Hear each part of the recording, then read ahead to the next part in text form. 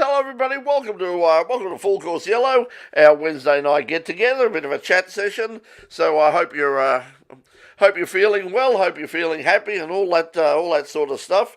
Joining us tonight on the program, as you can see at the moment, we've got a good small panel tonight. So a fast show is a good show. We got Peter Johnson and we've got Mark Jones as well, and we'll be talking about all sorts of things that are happening and on the weekend, and also what's coming up. We've got some changes at supercars. The Mustangs have got their lighter body panels. That's been officially announced. No word as yet on the aero package, but they're expecting that will be announced before Bathurst. They've also got new wheel nuts, and we're talking about that as well. They've given them very little time to basically. Hopefully that will solve that. Hopefully that'll solve that problem. But anyway, let's find out about that. We'll fire up some news for you as well. Not a lot of news tonight. But anyway, first of all, to Peter. Pete, what's your highlight? We saw the Japanese Grand Prix at the weekend. What did you think of that? Probably the only one was Piastri getting a podium. Other than that, the race was a bit ho-hum. And the start of it was very interesting, and it was a very amateur hour. It was almost amateur hour. People running into people and things, but and it was Sergio didn't do himself any favours, I don't think. No. And what was interesting about that is Red Bull manipulating the rules a little bit, asking if they could. They retired the car, asking if they could bring it back out so he could do his 5-second penalty, and then so he wouldn't have it overhanging him at Qatar. So, yeah, because I think that the problem with the 5-second penalty is that if he didn't take it in the race, it wasn't that it would be a grid. Apparently, it would be a grid penalty. Which in theory could do a lot more damage than the 5 seconds. It's interesting that Alex Albon has come out today and said basically the something we discussed a few weeks ago. I think that the 5-second penalty was pretty much a waste of time. He said drivers don't it's a nuisance factor. That's about all. Yes. In it, and really, I mean, for some of the more serious breaches, it probably needs to be a lot more than just the 5 seconds to let people know that if you transgress. Yeah, because I mean, 5 seconds. In a lot of cases, you can make that up on the next person. Yeah. In the field, and it's like, well, so what's the penalty? It's like, okay, I had a 5-second penalty, but if you finish, 6 seconds in front of the person you're racing, then it's not going to. Who cares? Hasn't cost you a place or anything. And they while they're noting it, the team gets on the radio and says, push, because you've got the prospect of a 5-second penalty. So they increase the gap. Yeah, it's a bit of a joke. We'll say hello to our viewers again. We'll say hello to Mad Cow Mark. G'day, Mark. How are you? Nice to catch up with you again. Also, SB is with us again. So that's the. So if you're watching for the first time, drop a chat, drop a line into the chat onto YouTube or Facebook, wherever you're watching us from. Say hello, ask some questions, make you there. Box is with us as well, saying hello to everybody, including Mad Cow and SB. So so the regulars are back with us. Doc, I think, is comatose at the moment again. He's starting early, and so we will find out. From Doc sometime next week, but he was pretty comatose last night. He came in a bit late to the show, and I think if he'd have had his druthers, he probably would have been home in bed. But he fired up, and we had a great show recorded last night. If you didn't see it, we had Jordan Sinney on the program last night. We also had some great music from Kane Vincent. So that's tomorrow night on Channel 31. I think you'll love both of those things because we got very entertaining.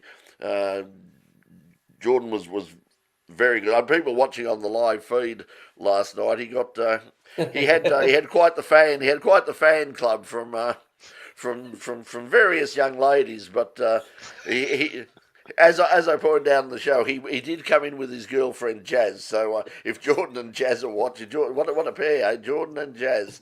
It was they were made for each other, but they're a lovely pair, and she was a lovely girl. So It great, was good great. sport.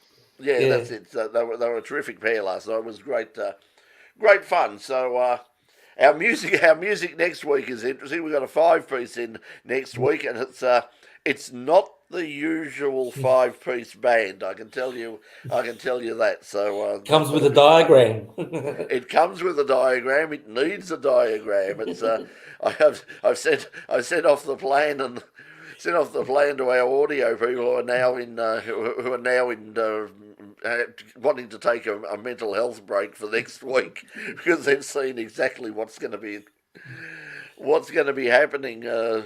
Yeah, it'll be pretty. It's going to be pretty chaotic. It'll be interesting to see how we pull it off. But anyway, it'll be worth watching. I can tell you. Okay, so yeah, so Mark, And the what did you? weather, Oh, sorry. sorry, the weather was good for a change in Japan, so that was a highlight. Mm. Especially this time of year. What do you think, Mark? Oh, I quite enjoyed the Japanese Grand Prix. I mean, maybe it's just my own internal biases with Oscar Piastri having such a fabulous weekend from top to bottom. But I quite enjoyed it. But then again, I'm an easy mark. I don't need I have a very low threshold of criticism. I enjoyed it, but Criticism? yeah, Mm. I enjoyed watching it, and because I watched it with a friend, um, and but yeah, the racing in the middle got a little bit home hum. I mean, turn one at Suzuka has always been a Yeah, little bit fraught. yeah, yeah, The circuit does narrow to the corner, and of course, yeah, yeah, there's been one very famous incident and yeah, lots of almost famous incidents. So, yeah. uh, I'm And it, expecting I'm expecting one year to have for someone to have a major sausage under that bridge. Sorry, pardon me, under that bridge.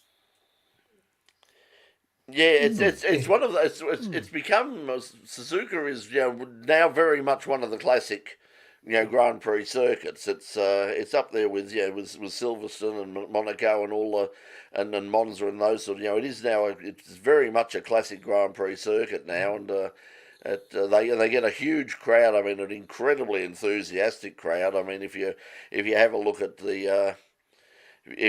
I mean, even the Japanese contingent that comes out here for the it Grand was. Prix, I mean, they're Mhm. absolutely Yeah, they're absolutely mad about the sport over yeah. there, and they've They dress up, and Oh that's yeah, yeah, fun. Yeah, cosplayers. yeah, It's yeah, of course, fantastic. yeah, yeah. yeah. So yeah, I think as Box say, any Grand Prix you can watch in daylight Yeah, hours here it's is good. good. That's true. Although I Yeah. actually I actually deny it because I had other things to do, so I did watch it, but I sort of I was watching some of I had stuff to do here. I was trying to edit the stuff because we went to the Melbourne, which you'll see tomorrow night if you didn't see it last night. We went to the Melbourne EV show on Saturday, and I had lots and lots of stuff to log in video, and then I had stuff that I needed to do here, and some gardening and house maintenance stuff and all the rest. So I was running around and trying to watch. I was watching a bit of stuff from Phillip Island from the State Series there. I was watching a bit of stuff, and then I watched the Grand Prix, and yeah, so it was. So there wasn't a much. There's so much stuff on on YouTube and on television and KO and all of it. It's so hard to find, so hard to find time to actually have a life. Yeah. Yeah, I think I'm the same as Roy's was saying. Almost so used to tuning in at 10 p.m. I'm probably like that because to me, like that's why I always say to me the Grand Prix season doesn't start until they get to Europe because to me Grand Prix happen at night. Yeah. Like that's they happen preferably at 10 o'clock. I mean, they stretched them out a bit, and so they went a bit late. But to me, sort of like a Sunday night into Monday morning, sitting there with a glass of something nice and watching the Grand Prix before I go to bed is sort of that to me says Grand Prix, but a bit strange when they're sort of on this side of the world. Yeah. Well, that was that was the time I got to see the Grand Prix because I was coming back from Queensland Raceway and then eating dinner and what have you. So I got to have the 10 p.m. experience after all. Yeah, we mentioned you mentioned last week the Excel race there with and Oh. there were plenty of big names there, but I think you also mentioned Alice, was it, who actually did win the race along with young Nash Morris. Springs and Flash, they've become the pair of them are known as Alice Buckley and Nash Morris combined to win the XL300, which was just as well for them because it was kind of a really rough experience for the Castrol-backed 680 team that Alice's car comes from. Her teammate had rolled the car into a ball on Saturday in the 1 hour preview race, and that was Ben Grice, unfortunately, who was co-driving with Buckley's regular teammate George Wood. The third member of her team, Jack Wood, was doing duties with Jalen Robotham over at the B Pro Brett Parish Race Organisation team. So in the end, it was, but they pulled a tactical blinder in the end that got them the win. They calculated roughly where they thought they could because because an XL Cup car, the fuel mileage is about it's they reduced the size of the XL 200 to 175 kilometers several years back because of fuel mileage. So there was that heading into the weekend that a 300k race was going to need a compulsory fuel stop as well as your driver change, what have you. But they Buckley and Morris and Co at the 680 team, they pulled the trigger at 1/3 distance at 100 kilometers. They said right in because that's when there was a safety car uh, for another incident, and they pulled them in. Nobody else did. Nobody else took the risk. Nobody else thought that it was possible for an XL to do 200 kilometers. There was at the time 63 laps remaining, or maybe 61 laps remaining, and the team were confident that they could do 62 laps, maybe even 64. But yeah, nobody else took the risk, which I thought it was an incredibly bold decision, and it worked because they did their fuel stop during a safety car period, and the fuel stop is basically a 5 minute fuel stop. You're stopped I was and going to ask you about stationary that. Yeah, for 5 minutes, regardless of what you're doing in that pit stop. So yeah, so that makes it fair for everyone. No one has to. It discourages people from getting U-Butte fuel rigs and all that kind of thing. yeah, There's no point to it preventing because do you. that, and it works really Mm, well. yeah. Yeah, so the result of that was they basically gained a lap because their compulsory fuel stop cost them 2.5 laps instead of 3.5 laps. And even though there was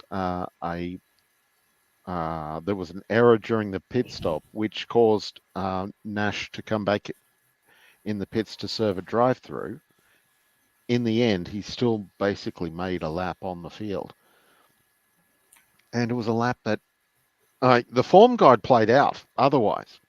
Connor Roberts and Ryan Casher, they were the favourites heading into it, and lo and behold, they did win out of those who took a conventional strategy. And the number 77 of Tyler Collins and Super 3 racer and third generation supercar racer Cameron McLeod uh, it came home second, and they were the team that probably looked the best out of anyone to take it to Casher and Roberts. Well, as you So said last week, I mean, there were a number of big names. You mentioned some of the Ben Grice and Cam Corbeck. McLeod and all those sort of people, but also Yeah, yeah, Anton Di Pasquale was there as well. And yeah, and Zane Goddard from the from Triple Eight Race Engineering, and they both had they were both co-driving with the two racing together Entries, which is a racing team focused on encouraging Indigenous participation in motorsport, and Anton De Pasquale was paired with Carly Warner, and Carly's a potential near. She's almost in the front running group. We had a gang of 8 cars that kind of ran away at the start of the field, but the 2 racing together cars were sort of just behind that. And the other car, young Braden Sidoni, was paired up with Zane Goddard, and those two cars were for much of the race only just outside the cars that were racing for the front, but they were, by the same token, not at the front. And Goddard's car broke down during the race. I think it was clutch. And De Pasquale's car was delayed because at one point, I think it was Carly Warner, who was in the car at the time, went off and got bogged for half a lap, but nonetheless, they fought back and came home. They had to drag race to finish in 10th out of the final corner on the final lap, but against Zane Rinaldi and his co-driver, but nonetheless, there was drag race for the 10th place. But they, some of the co-drivers did a fantastic job. We had Jalen Robotham, for example, who, as mentioned earlier, was with Jack Wood from the 680 team in one of Brett Parrish's cars, and unfortunately, it went badly wrong for them, and they broke down. One of Parrish's other cars was crewed by Jared Hughes, driving with the car's regular driver Shane Mahoney, and they ended up 5th. It worked really well for them, but yeah, that strategy call by the team boss at 680 to pull Alice Buckley in at the 100k mark and stick Nash Morris in was the winning strategy. Yeah, he's doing well in all of his categories, Nash Morris. So he's certainly someone to watch in the future. Coming out today, we've got the sort of, I think we mentioned the wheel nut issue for supercars. They don't have a lot of time. I mean, this was something. And I mentioned it before. If you haven't subscribed to Brad Jones' YouTube channel, you really should, because he sits there and he goes through and explains a lot of these things, and in very plain English, without sort of dumbing it down at all. And he gave a very clear indication of what was going wrong. So they look like they believe they've found a solution for the problem, but they've basically got, as our guest tomorrow night, Jordan Sinney was saying, in terms of, a lot of the teams are sort of leaving on, heading down to Bathurst on the Tuesday at the latest. Some of them from here, some of them from Melbourne will probably be leaving, Sunday or Monday. So they have very little time to turn around and make these changes. And of course, the Mustangs have now got their not just the lightweight doors that they were hoping for, but they've also been given some rear quarter panel changes as well, which is going to it's going to make it easier for them to meet the minimum weight, but it's not going to sort of save them any weight. They'll both be the same weight, but it's going to it is going to lower the centre of gravity, and that's one of the things that they were concerned about. It doesn't sound like much. I think it was sort of it's about 1.3 millimetres. This is going to change the centre of gravity, but when you've got that sort of mass rolling around, it could having it sort of 1.3 millimetres lower is probably going to make some difference. And if they turn around and get the aero package that they want, which certainly Speed Cafe are reporting that it's basically a done deal. So if that's the case, the Mustangs will hopefully be a lot more competitive come Mount Panorama next week. Well, I guess if mucking around with the aero is going to be very delicate, of course, with those two long straights at Mount Panorama. I mean, well, not that Sandown doesn't have any long straights, I suppose, but yeah, the will be fascinating to see how it goes. But it was hard to get a really good feel about how badly off the Mustangs are, with basically three of the Main really quick contenders out. Mustangs hobbled right at the start of the race for a variety of reasons. Although I suppose two were the same reason. Yes, one sort of connected. I mean, one lost the wheel, the other got hit by the wheel. So it was the worst. If I mean, at least if you're going to lose a wheel, and it's going to hit someone else, you'd want it to be one of your main competitors, not another. Well, it wasn't a team car, but another someone from the same brand. But yeah, it'll be interesting. I mean, I think we're all looking forward to Bathurst, despite Yes. whatever is. Whatever your opinion is of the supercars at the moment, Bathurst is always a fascinating race because, well, it's Bathurst. Um, I think if it turns out to be a very boring Bathurst, it might be a really hard sell for supercars because, as I said, if you can't get a good race at Bathurst, there's something wrong. Yeah. Yeah. It has been now a couple of decades since we've had a bad Bathurst, a Yeah, boring Bathurst. It's and not just with the remarkable. not just with the 1,000. I mean, all of Mm. them, pretty much all the 12 hours have been spectacular as well. So. And the Yeah. 6 hours too. And the 6 hours, yeah, the 6 hours have been good, and the entries for that have already opened for next year. And they had a record field this year, a huge field, and they're expecting another huge field. I'd like to go up for the 6 hour next year. I haven't done it. It's unfortunately in terms if you want to camp up there, it's it can be pretty cold and wet at that time of year. It certainly was this year. So I was very glad that I didn't go up there. But everyone who goes up, have you been, Mark? Not to the 6 hour. I mean, I've been to Bathurst many occasions, but no, I haven't been. I haven't done the 6 hour yet. I've been Yeah, itching to get down there to try yeah, that, and it's been a everybody. while for the 12 hour for me as well. Yeah, well, same with me. I've got some accommodation booked, thankfully, at Bathurst for the 12 hour, and yeah, hopefully I will get there this year because it's been quite a few years. SB. Yeah, we discussed the ridiculous cost of having a 24-hour race. In an ideal world, where would you like to see a GT3 24-hour race other than Bath? I think the only place would be the Bend for me. Yeah. Yeah. If it had to be in Australia, Yeah. Yes. oh, Because the Bend well, I have got suppose that. the Ben's the natural option. I mean, they've got that 7K circuit Yeah. variation.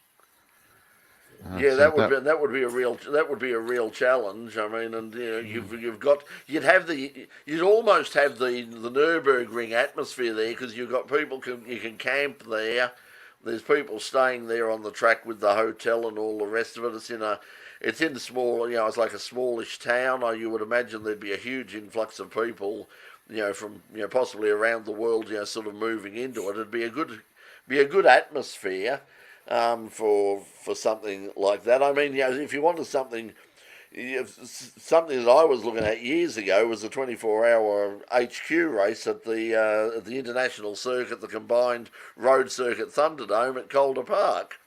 So I think that would be interesting. GT3 cars on that circuit would be well, that would be fascinating. That would be a lot of fun, and they've got the lighting and everything there. And now they've got a Motorsport Australia permit as well.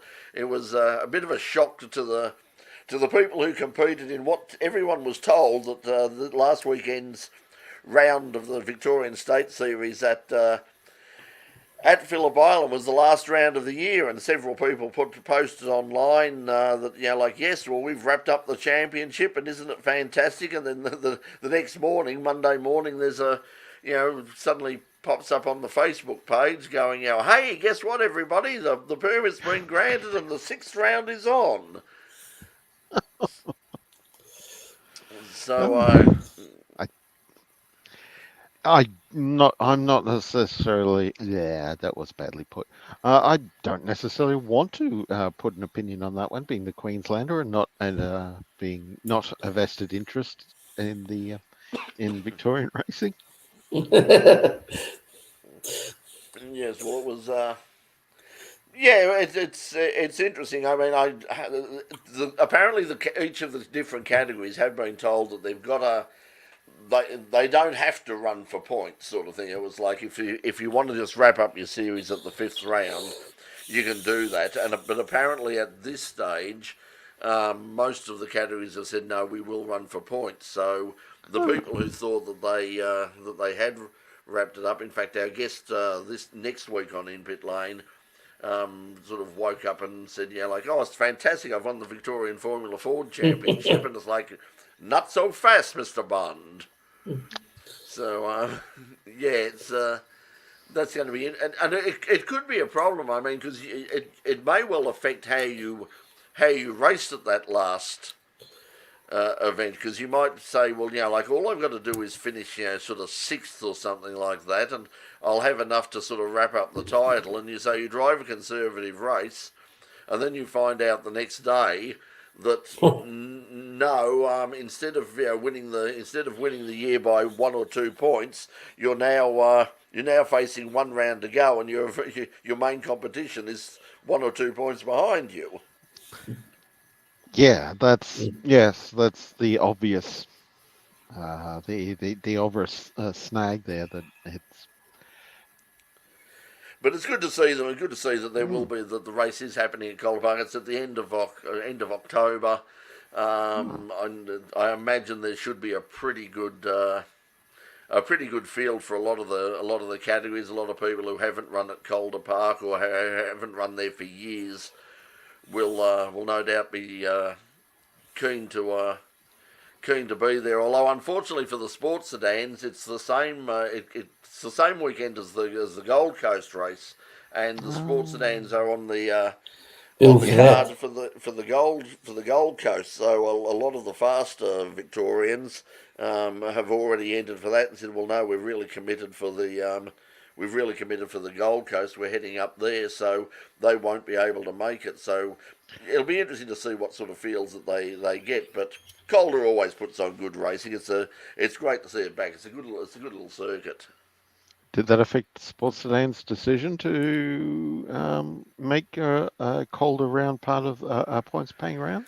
I haven't seen anything in terms of whether it's whether there are points One of the things is, I mean, this is one of the confusing things. This affects the Victorian Championship round, but we've had this problem over the years where a lot of the categories don't really rate the Victorian Championship as much as they rate their club championship. Oh, and it's the same here. Yeah, so the club championship goes through until, for most categories, goes through to Island Magic at the end of the year in November.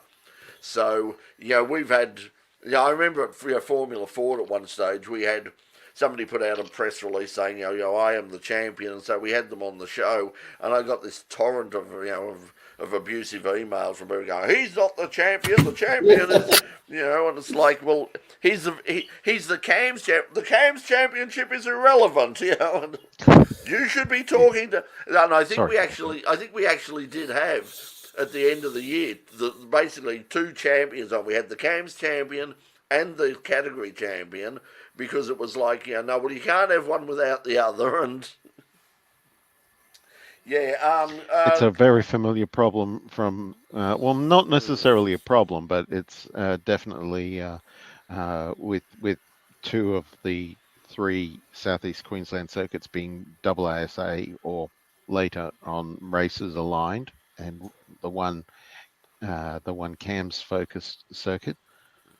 So yes.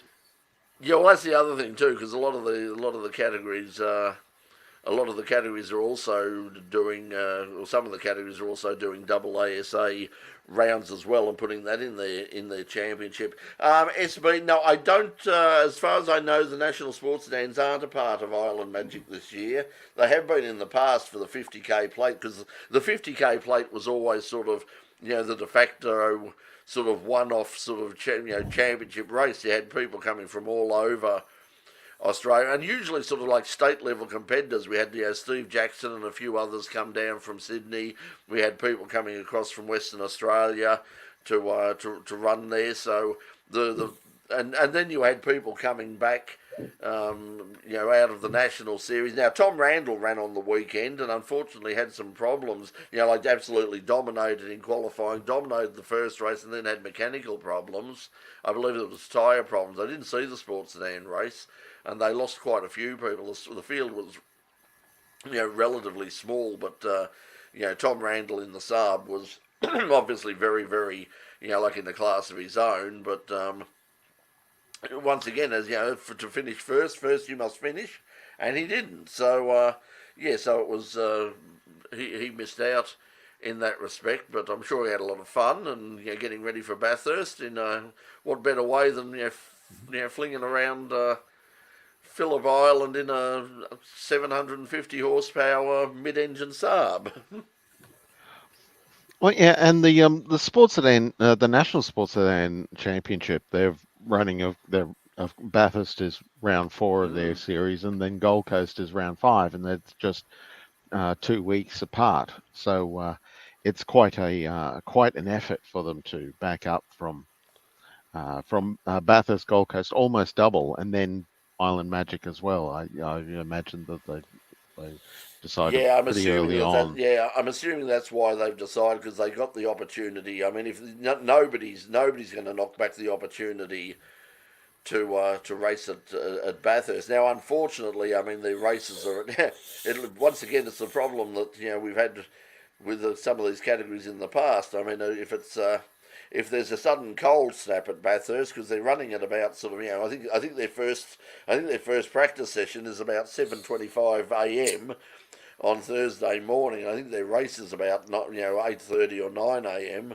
their first race. So it'll be an interesting challenge. I mean, it's always a challenge to get sports sedans around Bathurst, but this is the first time we've seen sort of the really fast cars there for a long, long time, because we see them, of course, in the combined sedans at the 12-hour, but we haven't seen a national round there before. So this time around they'll have 92.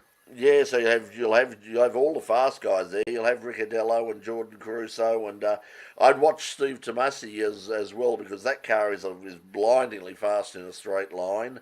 And it'll be an interesting race. It'll be great to see. It'll be interesting to see what lap times they run around there as well, because I know that was a point of contention with the supercars at one stage, as they weren't particularly keen to see something on the category that actually ran faster laps than they do. So be interesting to see how close the sports sedans get, because it's where they lose it, where the sports sedans lose it, is over the top. They just don't have the handling that the supercars have. But we know in a straight line, and particularly up the mountain, they'll be the top cars will be really fast. Yeah, and as you say, we've seen from over the years that combined sedans, like the two Sydney Camaros that tend to go up there are front running national level cars, so we're not that far away from an example of what their lap times could be. The problem is they actually have to, like, that was the problem Brad Sheriff had this year, is that they basically given a minimum a time that they're not to go below in that particular race for the combined sedans, because so that was the problem that Brad Sheriff had in that absolutely insane Nissan, because he was just there were a couple of times when he just sort of lost track of his sort of lap time and sort of dipped under where he should have been, and there, but there are no restrictions. Everyone's saying, "Oh yeah, what are the restrictions they're going to put on?" There are no restrictions for the national round. So basically people can go as fast as they can go. So that's why it'll be interesting to see what Ricciardello and Jordan Caruso and those guys actually do run up there. It'll be interesting. Yeah, it'll be interesting.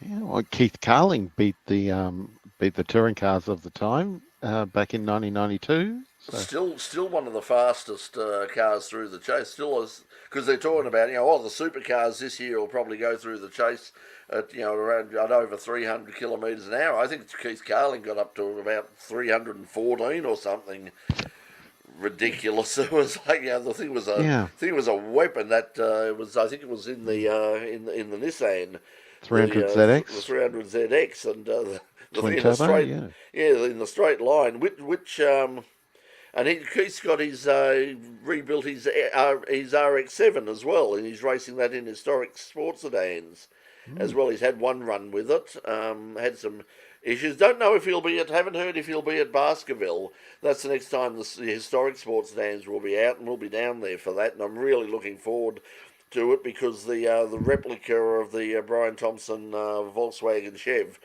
will be down there and in action as well. And they're talking about that Peter Fowler may actually be driving it. I mean, he was the guy who built the original for Brian Thompson, and but apparently and the Mercedes and also converted the Bob Jane Monza into the Supra, which is the way it runs now.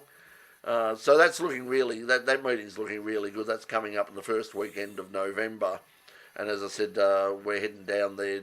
Jason and I are heading down again with the camera, and we might be able to do a bit of live streaming from there. I've got tomorrow. There's a little piece of equipment arriving.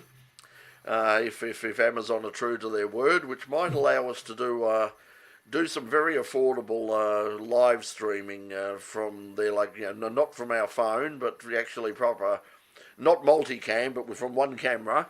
So we can, but the beauty of Baskerville is if you get in the right spot, you can see the whole circuit.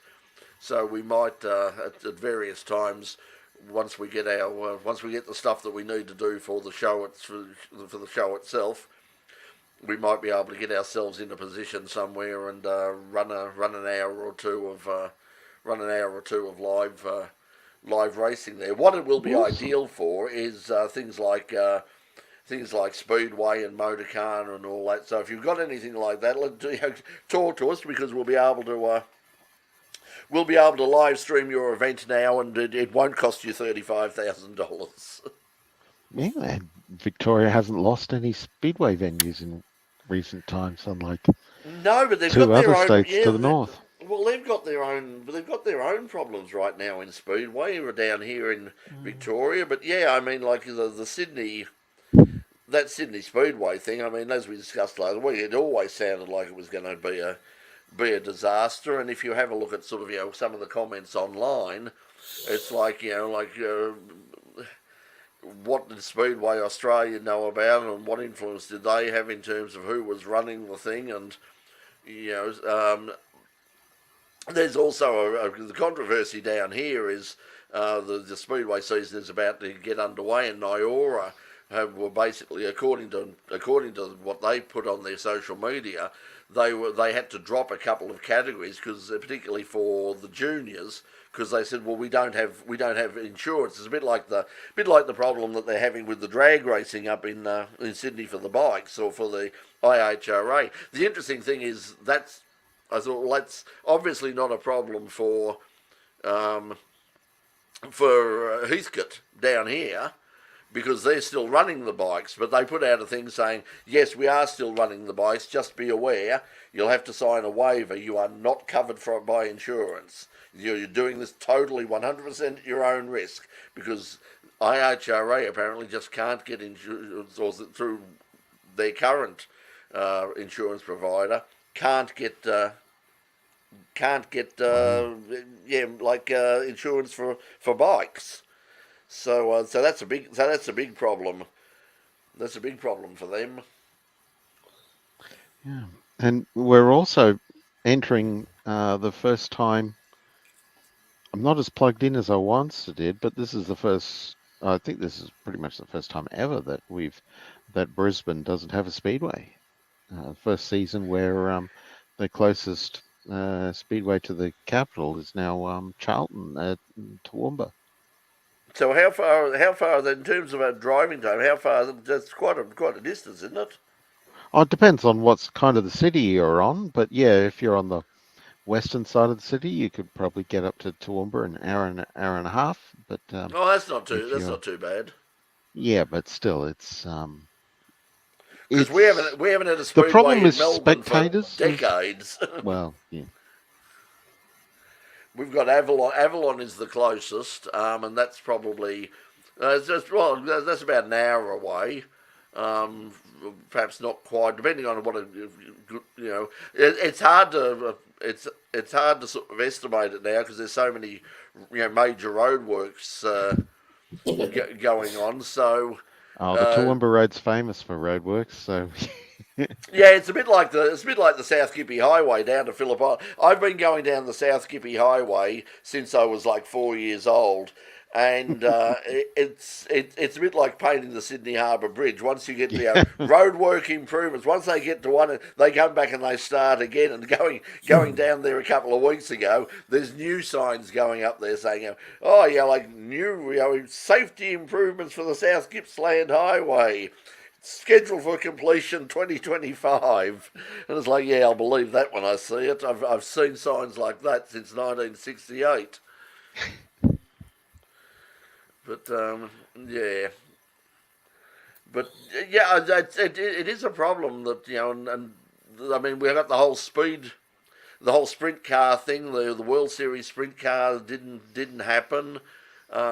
It's yeah. now sort of in a it's Well, now will sort it of ever every come back? track and yeah, and I'm not really sure. It's very hard to find out what's going on because everybody, I think the Speedway Australia put out a statement saying they were confident that there would be something come there, but I think at the moment a lot of people are just looking at that Perth series. I mean, because they've got television, they've got a great track over there, um, and there's a few people over this side of the country that are just saying we might just send our car to Perth and base ourselves over there for the summer because they've got a great series. It's got television, it's got national television, it's got free to air television. Yeah, What's and not to if you've got like? some good, yeah, and you've got good money as well, then yeah, that ticks all the boxes, doesn't it? Yep. We've got Dale. Apparently, Dalesford. Yes, yes. Unfortunately, we didn't know that AASA insured afterwards. Yeah, so this is one of the problems. I mean, AASA insured and the speedways on crowd. Council won't let them reopen. It's a Oh, bit like our situation. I mean, with the show. Technically, one of the reasons, we apart from sort of basically money. But the thing is, we go out and we'll cover AASA meetings. We covered the return to Calder Park. We're going to hopefully do one later on. There's the hyper races are going up to. They're going to run a Thursday meeting up at Broadford because there's sort of a loophole which sort of says that it's because it's a state motorcycle complex, but it says motor. Apparently, sort of the regulations say motorcycle engined well, racing. Supercarts have had a couple of events there in the past under They've that had a same sort part, of yeah. loophole. I don't know whether the supercars are going with them, but they're talking about a Thursday where they're going to have a 1 day meeting for the hyper races, and it'll be because that's a great little circuit, fabulous circuit there. That should be very spectacular. So looking might even try and live stream some of that. That would be fun as well. Assuming this technology works the way we've been told there. The head tech at RMIT, Luke, sort of showed me this thing last week and said, "Hey, have you seen this? This could be really." And we saw it and went, "Oh yes, we could actually afford that." So we went out and sort of I raided the bank account. I had to wait today and sort of absolutely killed this week's income by getting it. But in theory, it should work really well because he's been using it to do live streaming of various sports, including hockey and basketball and a few other things, and it seems to be working really well for him. And I just thought, yeah, so for something that where you're using one camera, and we also think, was talking to Stuart last night, and we've also in the back of our mind, we think we might have a way of actually using it in a multicam format as well. But we haven't tried that yet, and I haven't seen anybody else try it either. But if it can be done, trust me, we will do it. Awesome. Anyway, yeah. So it's really unfortunate that as you know, as Roy's saying, Dalesford's got its issues. Nyora's got a few problems that they're sort of dealing with. Basically insurance. It's going to be a problem. You know, insurance is going to be a huge problem for all of us, and it's certainly a problem for us. As I was going to say, the double ASA thing. I'm happy to turn up to double ASA meetings. If Stuart was available, I would be happy to have Stuart there. I would not take the regular in pit lane crew out to a double A because our insurance just doesn't. The insurance specifically says that basically it has to be an FIA approved, basically a Motorsport Australia approved event. Otherwise we're not covered. So so double ASA is a bit of a problem. But as I said, if I get hit by a racing car somewhere, it's probably my own stupid fault. So Anyway, so One of the. Oh, yep. I was just going to just because to hark back on my own experience from last weekend. We also hosted a combined round of the Queensland Production Car Championship and the New South Wales Production Touring Car Championship, which ended up having a really quite packed grid, and with some fascinating race results over 3 1-hour races, including the middle race. The second race was held at under lights, evoking, of course, QR's famous Fight in the Night race from the Production Car Championship. Tom McLennan, who you would have had some experience with as a Formula Ford and Porsche Cup driver. He races a BMW M4, and he won 2 of the 3 races, but the night race in the middle didn't go so well for them.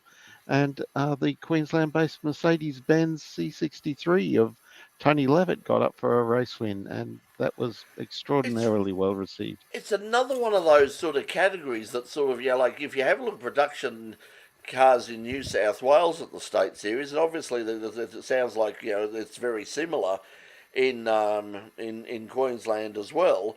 The fields are the fields are really big. I mean, we just don't have we don't have the category at all down here. We've got improved production, which is has some pretty good fields, but in terms of like the just production cars, the sort of more standard production cars. We don't have it. We just don't have it down here. But it's huge in New South Wales.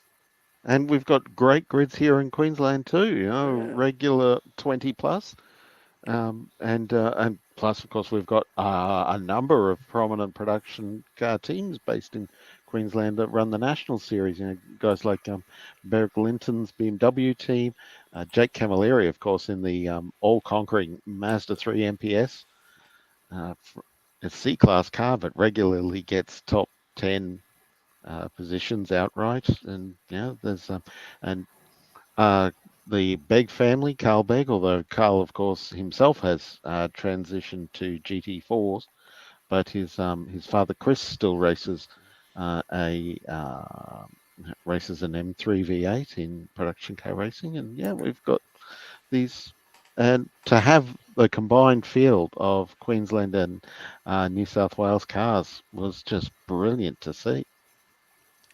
Yeah, well, that's good. When that sort of thing happens, I mean, it was one of the things that used to happen a lot down at Island Magic because pretty much all of the state series had everywhere had wrapped up, and a lot of people from a lot of categories, including improved production and of course sports sedans and others, would say, well, our year is finished and we got this this chance to go racing at Phillip Island.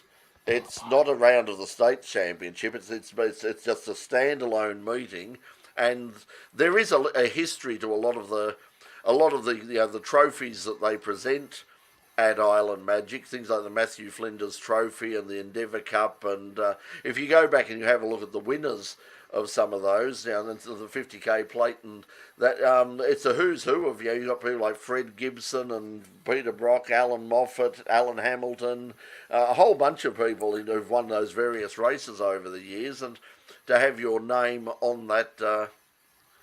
It's like the bikes we were at a couple of weeks ago. The guy who won Allerton, Glenn. Glenn Allerton. Yeah. He won the Harvey Wilshire Memorial Trophy, which was like a state-based thing. But I was really impressed. He was genuinely so emotional about it because he had a look, and there were the names like Kevin McGee, and I don't know if it was Kevin McGee, but I know that Greg Hansford was there, and a whole bunch of sort of very famous riders who had won that over the 70 years that this trophy has existed, and he was very taken. And so that provenance that you've got from having those traditional sort of things, it's more than just winning a trophy in the point score final of the sports sedans. You've won the 50k plate, you've won the Matthew Flinders Trophy. It's and you're on you're on that board, and you're on that trophy along with all the other people, and it's your little bit of history. So it's and Island Magic, as we sort of dubbed it, Schoolies for petrol, Schoolies Week for petrol heads, because it is the last, it is the last of the year. It's the going away party. It's the last weekend usually of November. Everybody's down there. Everybody's going to take a break, so you get like a good turnout of officials, and they're all keen to say goodbye to everybody. And the weather's usually really good for a change down there, and you get nice hot days, and fabulous event down there at Island Magic. And if you're anywhere outside of sort of Melbourne, if you want to get down there, I would highly recommend it. I've had some of the best days. I know there was one year where we didn't film for some reason back then. Richard, who's often with us here, and Richard and Melissa and I just basically put out the picnic blanket and just to the Southern Loop, and basically just played spectator for the day, and we had a terrific time. It was a great day. Awesome. I'd love to do that. Yes, it was nice for a change. It really was. It was. You sort of remembered why you got into this in the first place. Yeah, actually, this is fun to just watch every now and again without having to take notes and watch through because like pretty much for the last 28 years, 98% of all the racing I've watched has been through a little a viewfinder that big. Okay, Mark's there, so I think that's officially our time to go. He's early. He's early today. Well, he's heading out. He's got to take a break before his next commitment. He's a very, very busy man. So thanks, Mark. Yes, tomorrow night on the program on Channel 31 and also on the In Pit Lane YouTube channel. Watch Jordan Sinney. Jordan was with us last year. In Formula Ford, and he's come on like so quickly. Also, if you're watching on the YouTube channel, watch the extended stuff during the break. We had a really good conversation, a lot of fun during the break as well, stuff that didn't go to air on Channel 31. But I think he said a lot of things. He said a lot of interesting things, particularly in terms of his management, the people who are behind him and who have sort of fast-tracked that pathway for him. And I think that's really interesting. It shows the importance of having good professional management. And he certainly talked about that, particularly in the bonus segment last night. So yes, I'll have a look at that tomorrow night. Our competition for the DJ mixing controller, the Pioneer DJ DDJ 200 from Elliott Barber Racing and Pioneer DJ. I've we'll put that over for the. We just didn't have time last night. It was just. I'm sure we won't have time next week as well because, as I said, we've got a big band coming in. They're a very different band, but they're because of the style of music they play. The songs are a bit longer, and we want to give them some time because I tell you what, we're going to put in a hell of a lot of hard work in terms of setting them up and making them, making you be able to hear them because, as I said, it was we have written we have a book of written instructions to follow. Yeah, it's going to be interesting. It's going to be a lot of fun. Looking forward to that next week. Okay, so impressive print on Peter's background box, and thanks for that. And yes, I suppose we have to. We can't be in a sort of total. The problem we've got, Doc isn't here, and Richard couldn't care less basically, and neither could Stuart if he was here either. I don't know about Dave's proclivities in terms of football, but it is of course the biggest weekend for both the major categories. I think it probably goes without saying, Pete, that I think I know. I think people would know how you and I are going to be. Are going to be saying for the AFL. It's go Pies, isn't it? Yes, it is. Yep. Mark, have you got a tip for Saturday at all? Because you're in the other camp. As it happens, I'm not in the other camp. I had Brisbane Lions membership for over a decade at one point, and I got to see the 2002. I got to go to the 02 Grand Final. I'm sorry, you're breaking up. And I remember the 03 Grand Final so well. And what? I don't understand. Yeah, that Grand Final that sort of scarred the other club involved for a decade, I think, something like that. I think that'll be I think it'll be an interesting. I actually think that I said to Doc. I think that I don't know if you agree with me, Pete. I think in a way Collingwood would be, even though they're the form team at the moment, Brisbane.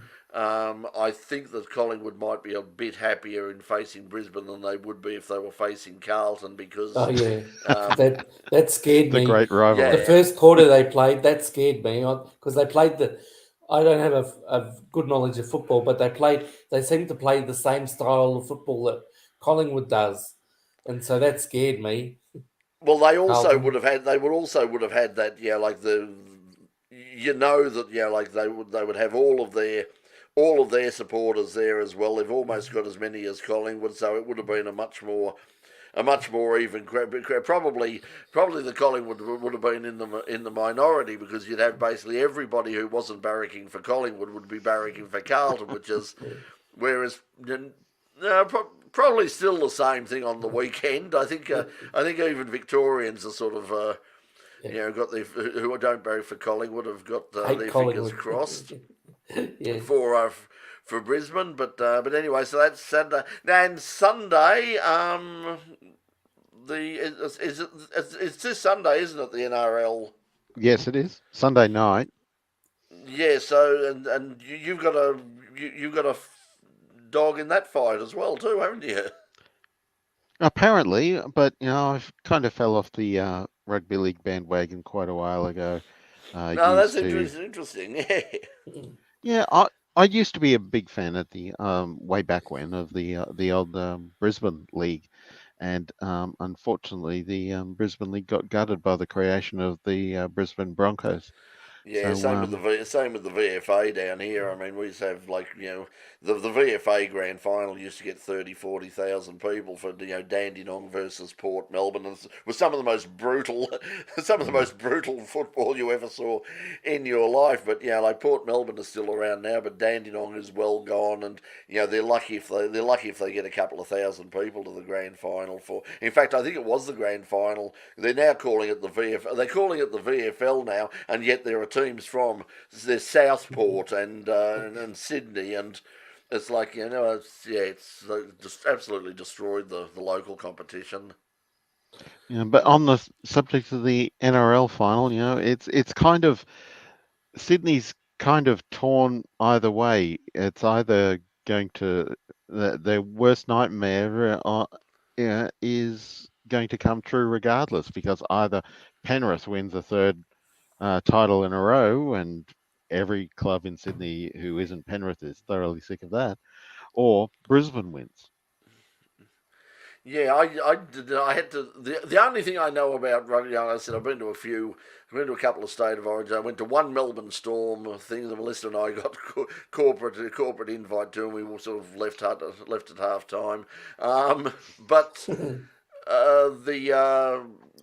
the only thing I know, and I'm probably sort of backing Penrith and supporting them because for some reason I don't know why, but the Penrith Panthers have a leagues club at Bathurst, and I've had many a meal and many a drink at the Panthers leagues club in Bathurst over the years. So that's probably my choice for the NRL. My main problem with the NRL is I have no great interest. I used to listen to it every year, or watch it and listen to it when Roy and HG were doing the commentary, and they don't do that anymore. And I said because it used to be funny. I mean, that was. So you didn't need to know anything about rugby league. You just listened to Roy and HG's call, and it was amusing. But unfortunately, They they are just back don't. on air again, but I guess Yeah. the new format working for the ABC means they can't do the. Is it the Yeah, I'm ABC? not. Yeah, They used, Hmm. they used to do it with the ABC, and they used to yeah, commentate off the television. They used to yeah. watch. Yeah. Well, it was Yeah, Triple J, Well, which is well, sort of. that's where it actually started was Greg Pico, Royce. No, sorry, not Royce. H.G. Nelson. The original version of that, and where the character created was down here at Triple R, and they had and it was the commentary. And I wish there was a copy of it somewhere or I could find it. I never heard it. But it was H.G. Nelson, and his co-commentator was a guy called John Clark.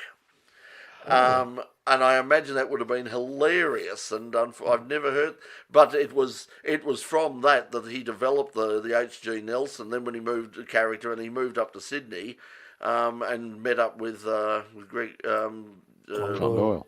John Doyle, and they sort of came together on Double J as it was, and then Triple J as Roy and HG, and as they've been going ever since. So yeah, but I used to like their commentary. I didn't know anybody that they were talking about, but it was just You didn't listening need to it. to. It was you didn't need to. And one year they did do it on ABC News Radio. Yeah, that was a few years ago, wasn't it? They came back Yeah, for a one-off, and I was hoping they would. When they came back with this current thing, I was hoping that they'd do that again, but they didn't. They certainly didn't last year or the year before, because it was the festival of the boot, as they call it, the weekend. It was the festival of the boot, and the funny thing was their commentary of the AFL. They played almost straight, and it wasn't yeah, worth. Whereas the rugby league one, they very much played for laughs, yeah, and I think probably because they've probably got a better understanding of the players, and they were part of the canon of yeah. the show, the brick with eyes and all that sort of stuff, all the different characters, and backdoor Benny Eli. See, I know all these names. I have no idea who they are, but I know they're Roy and HG names. Got no idea who they are, but anyway, we better wrap things up now. We've gone on way too long. I think we've spoken. We've spoken a bit. We haven't spoken anything about MotoGP or anything about. We'll wait for Doc to come back. Because I don't know anything about it. I don't know much about it. Yeah, well, the main talking point is certainly looks like Marc Marquez is on the move. Looks like he's going to one of the satellite Ducati teams, and Honda. If you've seen on the bottom, Honda have basically said they're not gonna stand in his way, even though he has a contract with them. If he wants to go, he can go. So, and he sort of said if after testing next year's bike, he said I'll see what it's like then, and apparently he was far from impressed. So. Yeah. Jack Miller's future is also. Doc and I were talking about this on the show, like not on the show, but like when we were in the studio during breaks and that. And Jack Miller's future might be a bit dodgy as well, because he's made a lot of mistakes. He's really struggling on that KTM. So perhaps something to talk about next week. Okay, everybody, thanks for joining us. We really appreciate your support. We'll see you tomorrow night, 9 o'clock on In Pit Lane on Channel 31 if you're down here in Melbourne. If you're not, watch on demand on the In Pit Lane YouTube channel, and you get bonus music from our guest this week. Kane Vincent was really good. If you like good guitar playing and singing and all the rest of that stuff, he was top notch. So he's with us tomorrow night, along with, of course, our special guest Jordan Sinney, and all the international stuff, NHRA, all the usual stuff, NASCAR, you name it. Oh yeah, congratulate James Allen too. Congratulations on another win in the European Le Mans Series. We got that tomorrow night as well. Okay.